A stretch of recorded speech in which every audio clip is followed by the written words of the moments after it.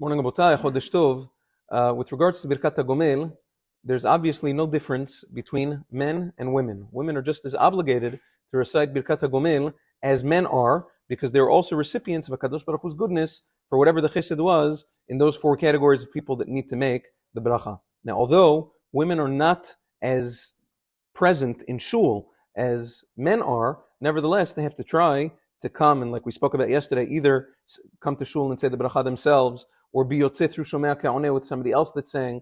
But at the end of the day, they're chayav. There's many times women will be chayav in Birkat HaGomel either because of childbirth or because of traveling or whatever it is, and they won't be in Bet HaKnesset for a long time. The halacha is there is no expiration date on Birkat HaGomel. Preferably, a person should make Birkat HaGomel within 3 days of becoming chayav. Nevertheless, if a person didn't, it never expires. You're always going to be chayav to make the bracha whenever you get a chance. So, for a woman who just gave birth, it's a good idea, like we said yesterday, on the night of the Brit Yitzchak, or the Zohar, as other people call it, when 10 men are gathering in the house, it's good for her to stand on the side and make the bracha in the presence of these 10 men so that they can answer amen. If that didn't happen, for whatever reason there was no minyan over there, then for sure the next day when she comes to the Brit Milah, in the presence of 10 men, she can also make the bracha over there. With regards to children, there's a machloket whether or not children should be making Birkat HaGomel, because at the end of the day,